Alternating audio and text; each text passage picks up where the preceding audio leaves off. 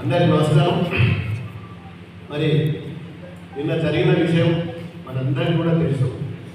దాన్ని పూర్తిగా ఖండిస్తూ మరి మొన్న జరిగిన ఏదైతే ఖమ్మంలో అంత పెద్ద ఎత్తున వరదలు రావడం, వాతావరణ శాఖ కూడా హెచ్చరించిన మరి నిర్లక్ష్యం చేసి అది ఏడ పట్టబయలైతుందో మరి ప్రజల వద్దకు నేరుగా పోయి మరి బీఆర్ఎస్ పార్టీ నాయకులు ఎక్కడైతే నిలదీస్తారో బయట పెడతారో అని చెప్పిన భయంతో మరి నిన్న దాడి చేయడం అనేది ప్రజలందరూ కూడా ఉక్కు మీద వేలేసుకుంటుంది.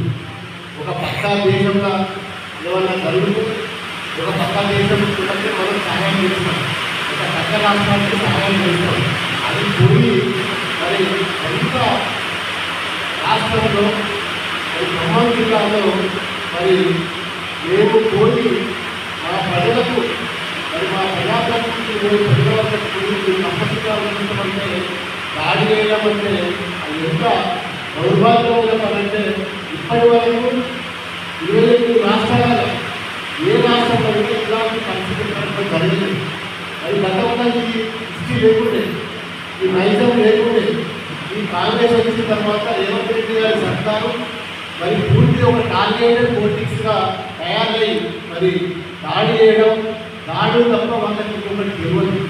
వాస్తవంగా అఖిలపక్ష మీటింగ్ పెట్టి మరి ఖమ్మంలో ఇంత పెద్ద ఎత్తున నష్టం జరిగింది.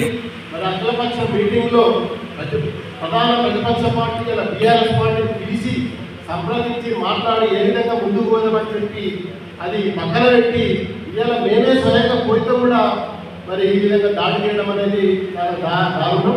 మరి ఏది ఏమైనా భవిష్యత్తులో మేము ఒక ఉద్యమాలు చేసి తెలంగాణ రాష్ట్రం సాధించుకున్నాం. ఇట్లాంటి ఎన్నో చూసిన పార్టీ ఇలా బీఆర్ఎస్ పార్టీ మా నాయకులు ఇక్కడ కూడా గడవడమో లేకపోతే భయపడము, మేము ఊపునప్పుడు ఈ ఉపన్యాసాలకు లేకపోతే దాడి చేస్తే భయపడతామని చెప్పి అనుకోవడం అవివేకం. ఖచ్చితంగా ఇలాంటి ప్రతిదాడులు కూడా మేము కూడా చేసి చూపిస్తామని చెప్పి హెచ్చరిస్తూ నిన్న జరిగిన హరీష్ రావు గారి మీద జరిగిన దాడిని మరి మా ముఖ్య నాయకుల మీద, ఎమ్మెల్యేల మీద, ఎంపీల మీద దాడిని పూర్తిగా మేము ఉమ్మడి మెదక్ జిల్లా తరఫున ఖండిస్తున్నాం. Thank you.